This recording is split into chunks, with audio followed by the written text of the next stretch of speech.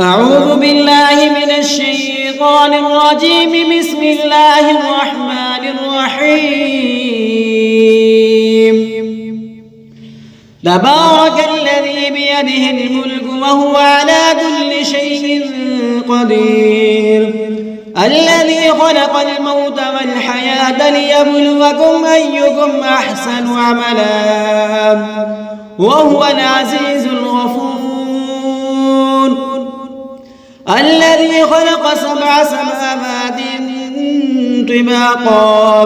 ما ترى في خلق الرحمن من تفاوت فارجع البصر هل ترى من فطور ثم ارجع البصر كرتين ينقلب إليك البصر خاسئا وهو حسير. ولقد زينا السماء الدنيا بمصابيح وجعلناها رجوما للشياطين وأعتدنا لهم عذاب السعير. وللذين كفروا بربهم عذاب جهنم وبئس المصير. إذا ألقوا فيها سمعوا لها شهيقا وهي تفور تكاد تميز من الغيظ كلما ألقي فيها فوج سألهم خزنتها ألم يأتكم نذير قالوا بلى قد جاءنا نذير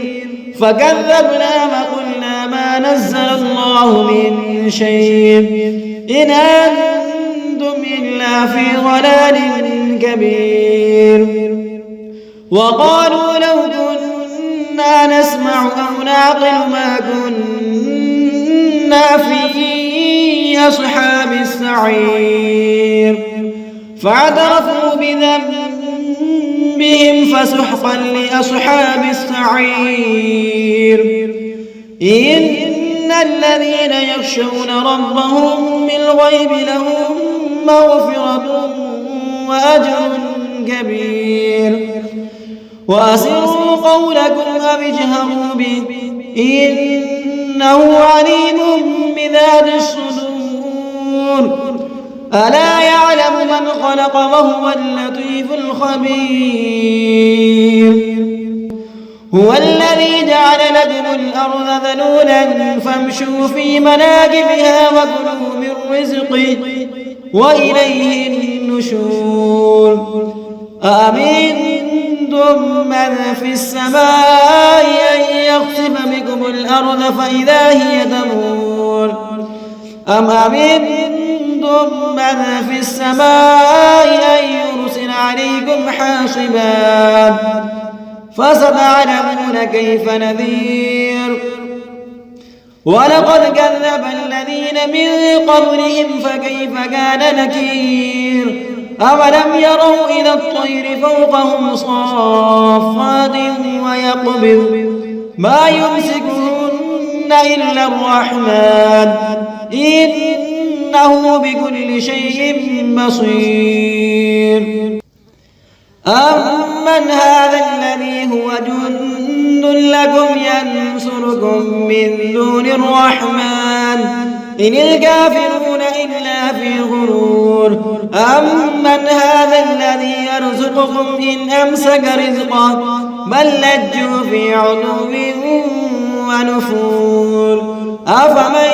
يمشي مكبا على وجهه يهدى من يمشي سويا على صراط مستقيم. قل هو الذي أنشأكم وجعل لكم السمع والأبصار والأفئدة قليلا ما تشكرون. قل هو الذي ذرأكم في الأرض وإليه تحشرون. ويقولون متى هذا الوعد إن كنتم صادقين. قل إنما العلم عند الله وإنما أنا نذير مبين. فلما رأوه زلفة سيئت وجوه الذين كفروا وقيل هذا الذي كنتم به تدعون.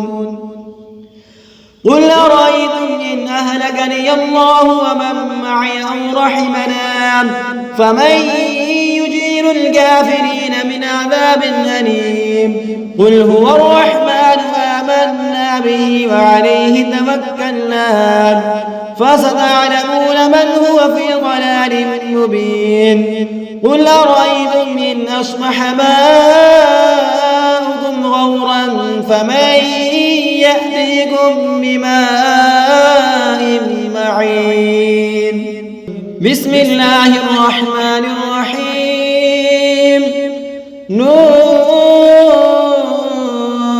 والقلم وما يسطرون ما أنت بنعمة ربك بمجنون وإن لك لأجرا غير ممنون وإنك لعلى خلق عظيم فستبصر ويبصرون بأيكم المفتون إن ربك هو أعلم بمن ضل عن سبيله وهو أعلم بالمهتدين فلا تطع المكذبين ودوا لو تدهن فيدهنون ولا تطع كل هلاف مهين هماز مشاء بنميم مناع للخير معتد أثيم عتل بعد ذلك ذليم أن كان ذا مال وبنين إذا تتلى عليه آياتنا قال أساطير الأولين سنسمه على الخرطوم إنا بلوناهم كما بلونا أصحاب الجنة إذا قسموا ليصرمنها مصبحين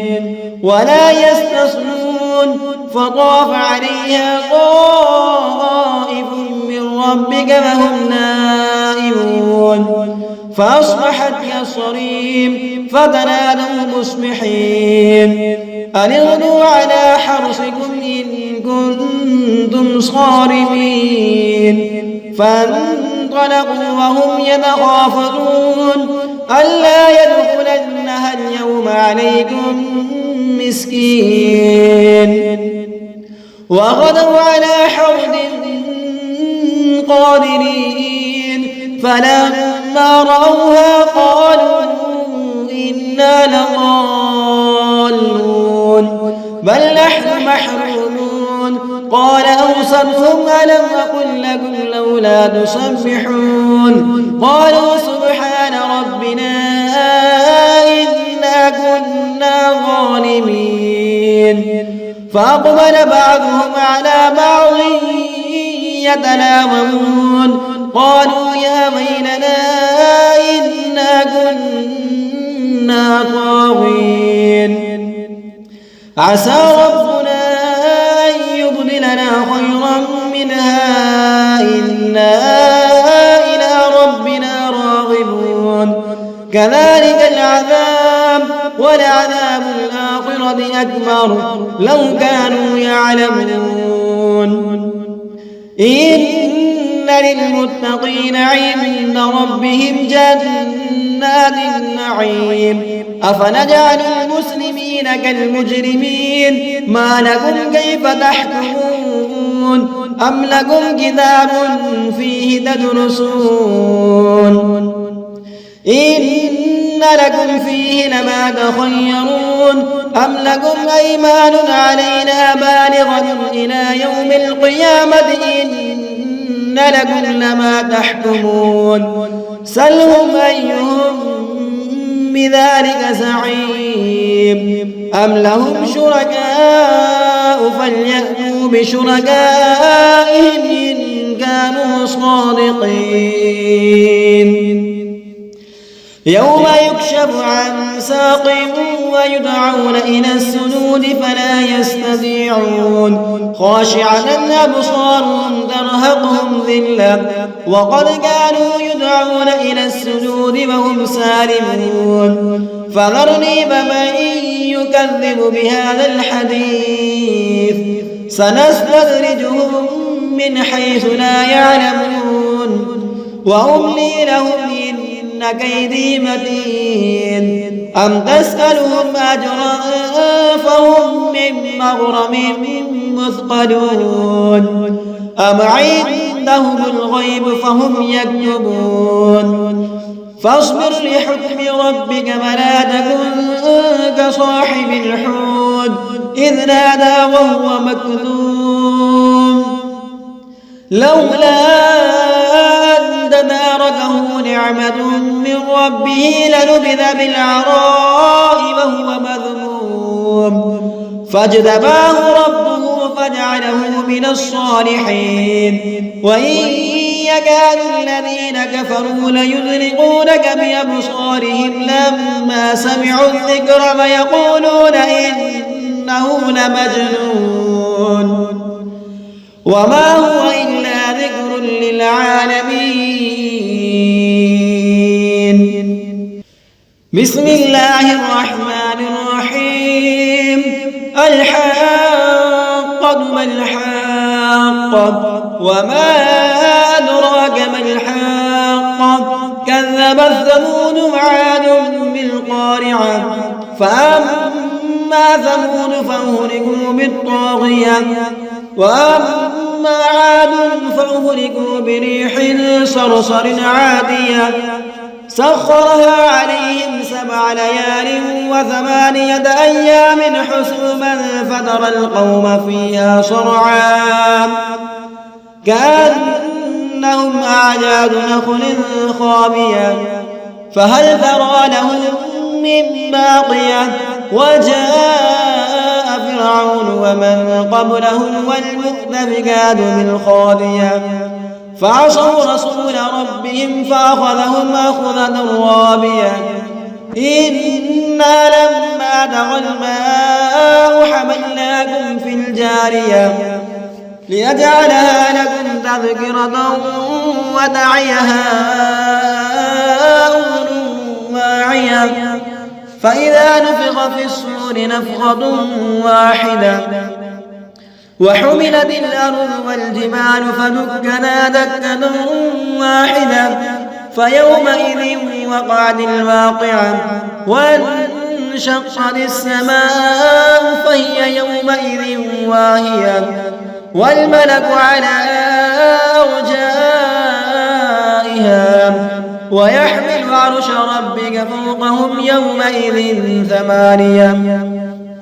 يومئذ تعرضون لا تخفى منكم خافية فأما من أوتي كتابه بيمينه فيقول هاؤم اقرءوا كتابيه إني ظننت أني ملاق حسابيه فهو في عيشة راضية في جنة عالية قطوفها دانية كلوا واشربوا هنيئا بما أسلفتم في الأيام الخالية وأما من أوتي كتابه بشماله فيقول يا ليتني لم أوت كتابيه ولم أدر ما حسابيه يا ليتها كانت القاضية ما أغنى عني ماليه هلك عني سلطانيه خذوه فغلوه ثم الجحيم صلوه ثم في سلسلة ذرعها 70 ذراعا فاسلكوه إنه كان لا يؤمن بالله العظيم ولا يحض على طعام المسكين فليس له اليوم هاهنا حميم ولا طعام إلا من غسلين لا يأكله إلا الخاطئون فلا أقسم بما تبصرون وما لا تبصرون إنه لقول رسول كريم وما هو بقول شاعر قليلا ما تؤمنون ولا بقول كاهن قليلا ما تذكرون تنزيل من رب العالمين ولو تقول علينا بعض الأقاويل لأخذنا منه باليمين ثم لقطعنا منه المتين فما منكم من أحد عنه حاجزين وإنه لتذكرة للمتقين وإنا لنعلم أن منكم مكذبين وإنه لحسرة على الكافرين وإنه لحق اليقين فسبح باسم ربك العظيم. بسم الله الرحمن الرحيم. سأل سائل بعذاب واقع للكافرين ليس له دافع من الله ذي المعارج نعرج الملائكة والروح إليه في يوم كان مقداره 50,000 سنة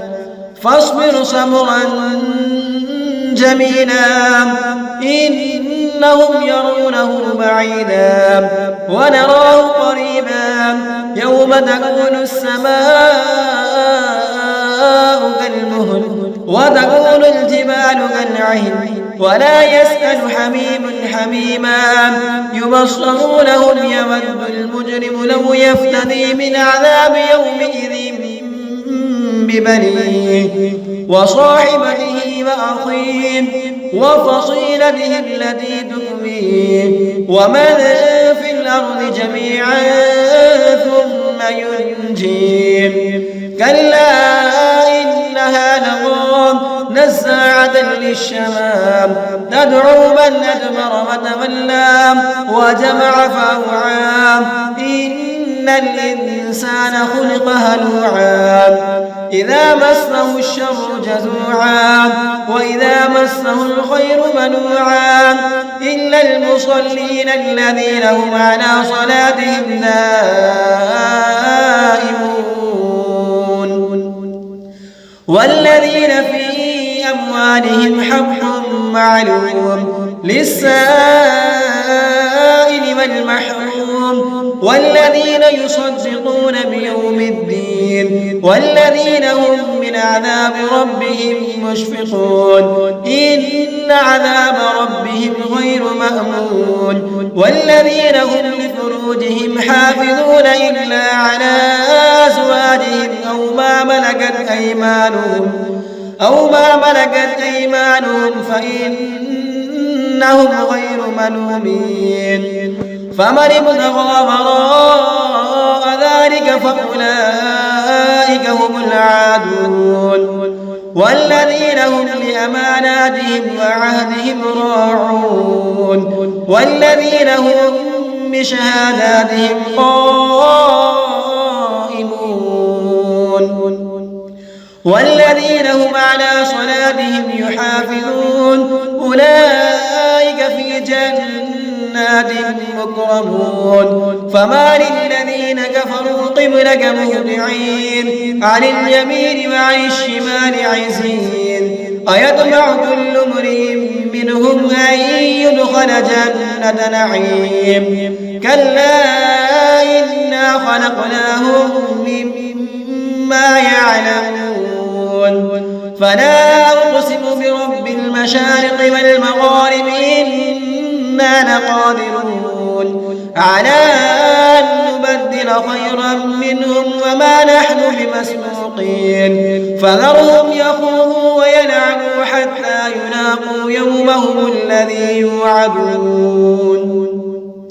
يوم يخرجون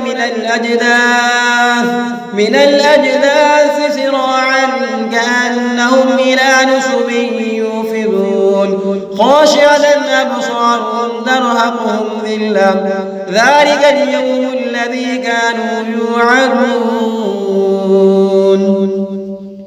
بسم الله الرحمن الرحيم. إنا أرسلنا نوحا إلى قومه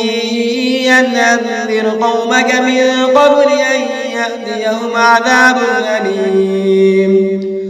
قال يا قوم إني إني لكم نذير مبين أن اعبدوا الله واتقوه وأطيعون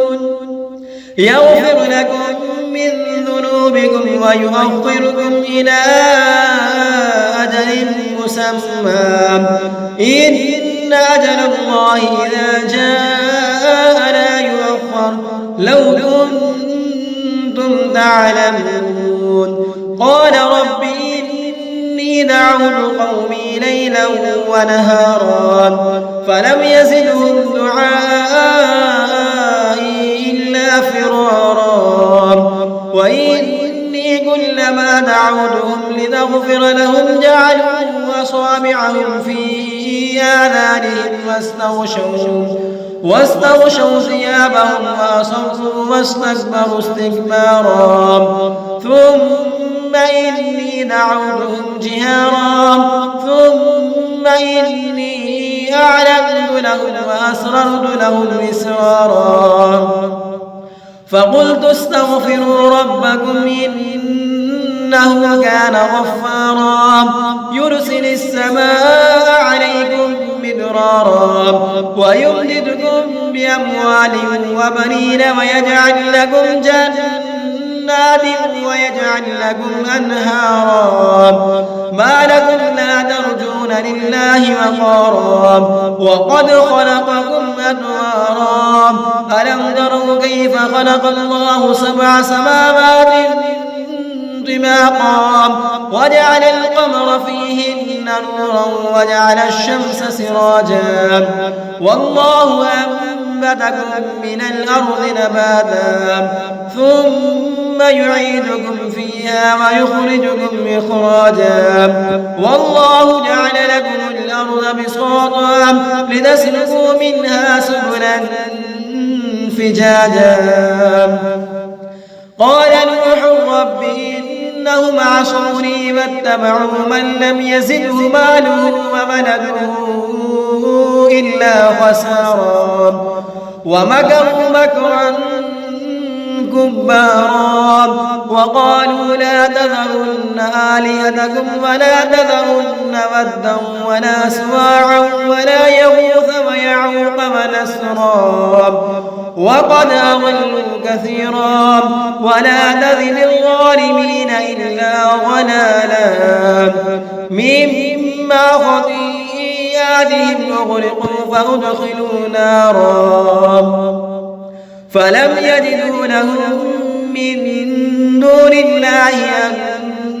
أنصارا وقال نوح رب لا تذر على الأرض من الكافرين ديارا إنك إن تذرهم يضلوا عبادك فلا يلدوا إلا فاجرا كفارا رب اغفر لي ولوالدي ولمن دخل بيتي مؤمنا وللمؤمنين والمؤمنات ولا تزد الظالمين إلا تبارا بسم الله الرحمن الرحيم قل أوحي إلي أنه استمع نفر من الجن فقالوا إنا سمعنا قرآنا عجبا يهدي إلى الرشد فآمنا به ولن نشرك بربنا أحدا وأنه تعالى جد ربنا ما اتخذ صاحبة ولا ولدا وأنه كان يقول سفيهنا على الله شططا وأنا ظننا أن لن تقول الإنس والجن على الله كذبا وأنه كان رجال من الإنس يعوذون برجال من الجن فزادوهم رهقا وأنهم ظنوا كما ظننتم أن لن يبعث الله أحدا وأنا لمسنا السماء فوجدناها مليا حرسا شديدا وشهبا وأنا كنا نقعد منها مقاعد للسمع فمن يستمع الآن يجد له شهابا رصدا وأنا لا ندري أشر أريد بمن في الأرض أم أراد بهم ربهم رشدا وأنا منا الصالحون ومنا دون ذلك كنا طرائق قددا وأنا ظننا أن لن نعجز الله في الأرض ولن نعجزه هربا وأنا لما سمعنا الهدى آمنا به فمن يؤمن بربه فلا يخاف بخسا ولا رهقا وأنا منا المسلمون ومنا القاسطون فمن أسلم فأولئك تحروا رشدا وأما القاسطون فكانوا لجهنم حطبا وأن لم استقاموا على الطريقة لأسقيناهم ماء غدقا لنفتنهم فيه ومن يعرض عن ذكر ربه يسلكه عذابا صعدا وأن المساجد لله فلا تدعوا مع الله أحدا وأنه لما قام عبد الله يدعوه كانوا يكونون عليه لبدا قل إنما أدعو ربي ولا أشرك به أحدا قل إني لا أملك لكم ضرا ولا رشدا قل إني لن يجيرني من الله أحد ولن أجد من دونه ملتحدا إلا بلاغا من الله ورسالاته ومن يعص الله ورسوله فإن له نار جهنم خالدين فيها أبدا حتى إذا رأوا ما يوعدون فسيعلمون من أضعف ناصرا وأقل عددا قل إن أدري قريب ما توعدون أم يجعل له ربي أمدا عالم الغيب فلا يظهر على غيبه أحدا إلا من ارتضى من رسول فإنه يسلك من بين يديه ومن خلفه رصدا ليعلم أن قد أبلغوا رسالات ربهم وأحاط بما لديهم وأحصى كل شيء عددا بسم الله الرحمن الرحيم يا أيها المزمل قم الليل إلا قليلا نصفه وانقص منه قليلا أو زد عليه ورتل القرآن ترتيلا إنا سنلقي عليك قولا ثقيلا إن ناشئة الليل هي أشد وطئا وأقوم قيلا إن لك في النهار سبحا طويلا واذكر اسم ربك وتبتل إليه تبتيلا رب المشرق والمغرب لا إله إلا هو فاتخذه وكيلا واصبر على ما يقولون واهجرهم هجرا جميلا وذرني والمكذبين أولي النعمة ومهلهم قليلا إن لدينا أنكالا وجحيما وطعاما ذا غصة وعذابا أليما يوم ترجف الأرض والجبال وكانت الجبال كثيبا مهيلا إنا أرسلنا إليكم رسولا شاهدا عليكم كما أرسلنا إلى فرعون رسولا فعصى فرعون الرسول فأخذناه أخذا وبيلا فكيف تتقون إن كفرتم يوما يجعل البلدان شيبا السماء منفطر به كان وعده مفعولا إن هذه تذكرة فمن شاء اتخذ إلى ربه سبيلا إن ربك يعلم أنك تقوم أدنى من ثلثي الليل ونصفه وثلثه وطائفة من الذين معه والله يقدر الليل والنهار علم أن لن تحصوا فتاب عليكم فاقرؤوا ما تيسر من القرآن علم أن سيكون منكم مرضى وآخرون يضربون في الأرض يبتغون من فضل الله وآخرون يقاتلون في سبيل الله فاقرؤوا ما تيسر منه وأقيموا الصلاة وآتوا الزكاة وأقرضوا الله قرضا حسنا وما تقدموا لأنفسكم من خير تجدوه عند الله هو خيرا وأعظم أجرا واستغفروا الله إن الله غفور رحيم. بسم الله الرحمن الرحيم. يا أيها المدثر قم فأنذر وربك فكبر وثيابك فطهر والرجس فاهجر ولا تمنن تستكثر ولربك فاصبر فإذا نقر في الناقور فذلك يومئذ يوم عسير على الكافرين غير يسير ذرني فمن خلقت وحيدا وجعلت له مالا ممدودا وبنين شهودا ومهدت له تمهيدا ثم يطمع أن أزيد كلا إنه كان لآياتنا عنيدا سأرهقه صعودا إنه فكر وقدر فقتل كيف قدر ثم قتل كيف قدر ثم نظر ثم عبس وبصر ثم أدبر واستكبر فقال إن هذا إلا سحر يؤثر إن هذا إلا قول البشر سأصليه سقر وما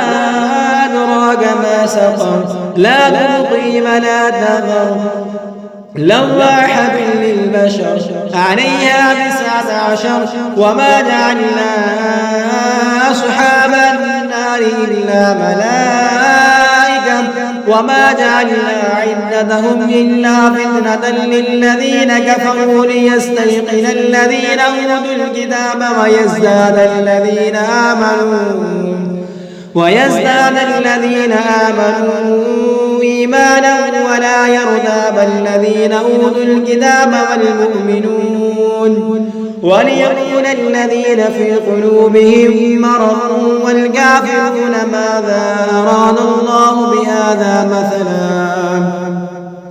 كذلك يضل الله من يشاء ويهدي من يشاء وما يعلم جنود ربك إلا هو وما هي إلا ذكرى للبشر كلا والقمر والليل إذا أدبر والصبح إذا أسفر إنها لإحدى الكبر نظيرا للبشر لمن شاء منكم أن يتقدم أو يتأخر كل نفس بما كسبت رهينة إلا أصحاب اليمين في جنات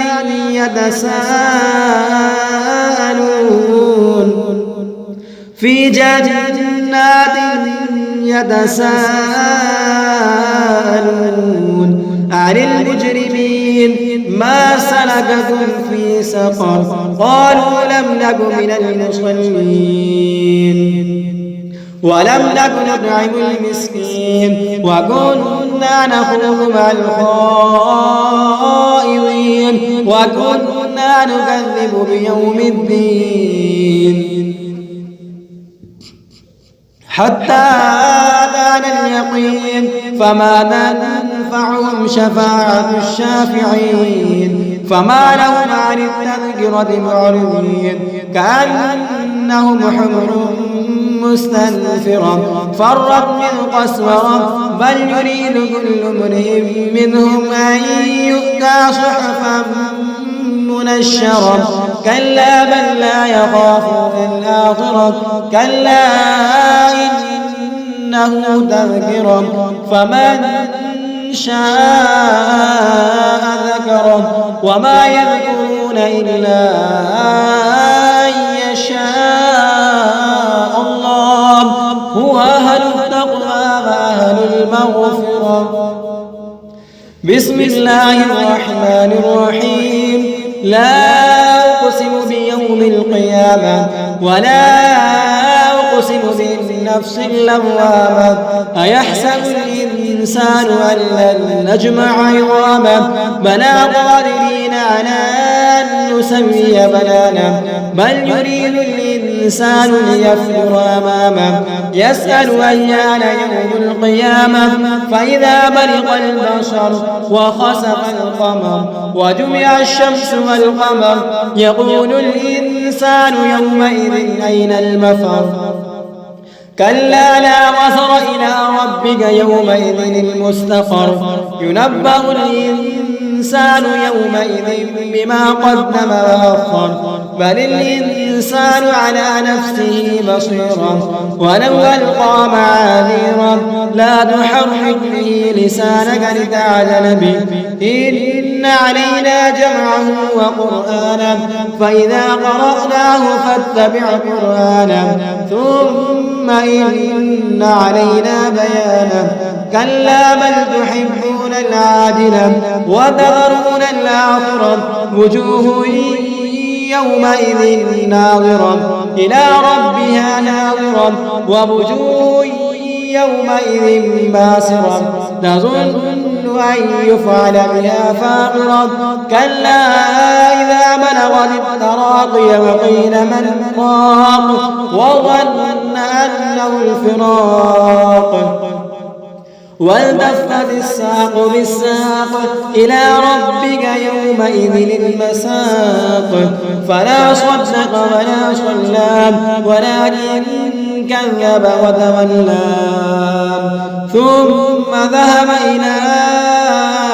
أهله يتمطى أولى لك فأولى ثم أولى لك فأولى أيحسب الإنسان أن يترك سدى ألم يكن نطفة من مني يمنى ثم كان علقة فخلق فسوى فجعل منه الزوجين الذكر والأنثى أليس ذلك بقادر على أن يحيي الموتى. بسم الله الرحمن الرحيم هل أتى على الإنسان حين من الدهر لم يكن شيئا مذكورا إنا خلقنا الإنسان من نطفة أمشاج نبتليه فجعلناه سميعا بصيرا إنا هديناه السبيل إما شاكرا وإما كفورا إنا أعددنا للكافرين سلاسل وأغلالا وسعيرا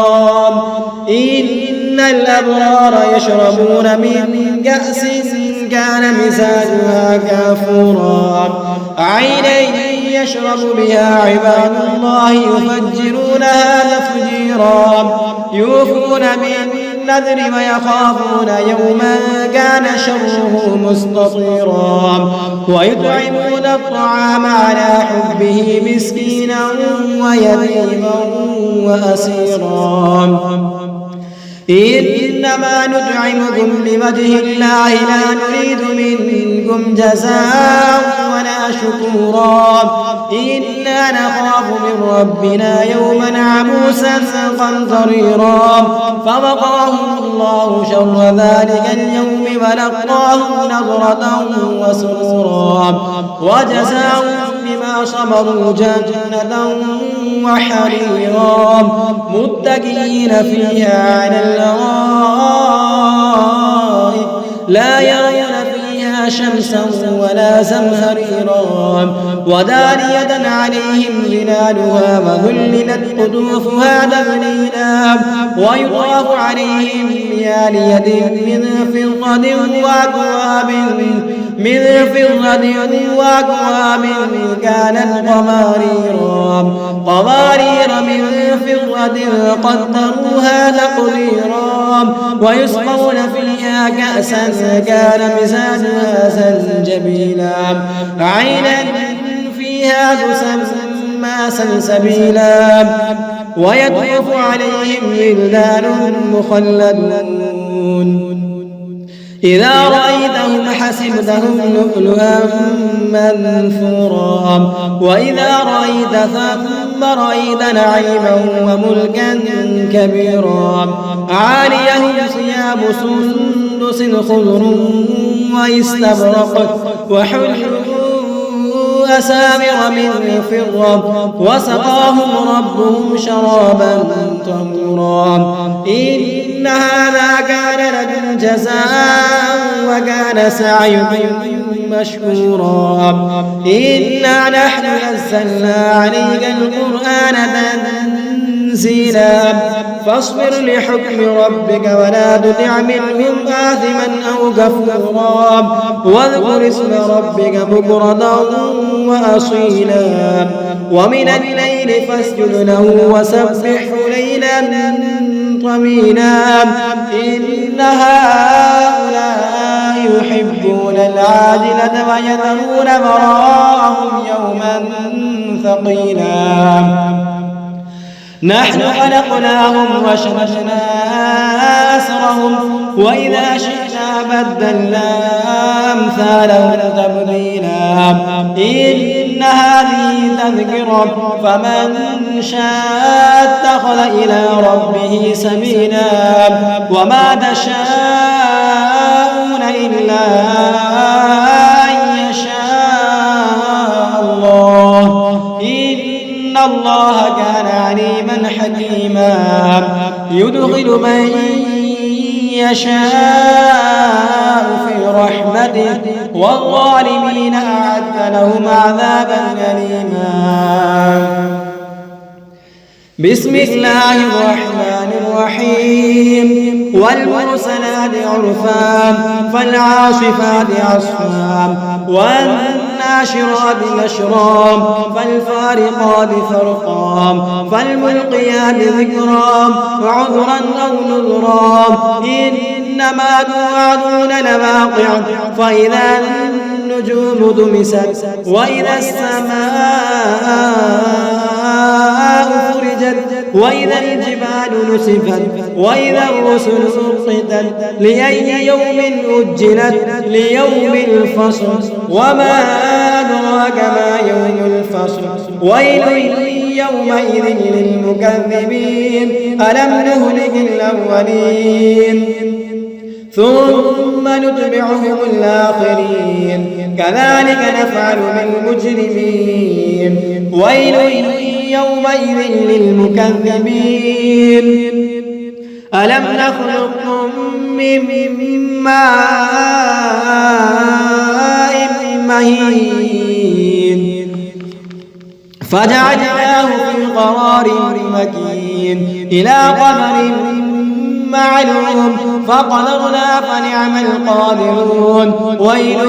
يومئذ للمكذبين ألم نجعل الأرض كفاتا أحياء وأمواتا وجعلنا فيها رواسي شامخات وأسقيناكم ماء فراطا ويل يومئذ للمكذبين المكذبين انطلقوا إلى ما كنتم به تكذبون انطلقوا إلى ظل ذي 3 شعب لا ظليل ولا يغني من اللهب إنها ترمي بشرر كالقصر كأنه جمالة صفر ويل يومئذ للمكذبين هذا يوم لا ينطقون ولا يؤذن لهم فيعتذرون ويل يومئذ للمكذبين هذا يوم الفصل جمعناكم والأولين فإن كان لكم كيد فكيدون ويل يومئذ للمكذبين إن المتقين في ظلال وعيون وفواكه مما يشتهون كلوا واشربوا هنيئا بما كنتم تعملون إنا كذلك نجزي المحسنين ويل يومئذ للمكذبين كلوا وتمتعوا قليلا إنكم مجرمون ويل يومئذ للمكذبين وإذا قيل لهم اركعوا لا يركعون ويل يومئذ للمكذبين فبأي حديث بعده يؤمنون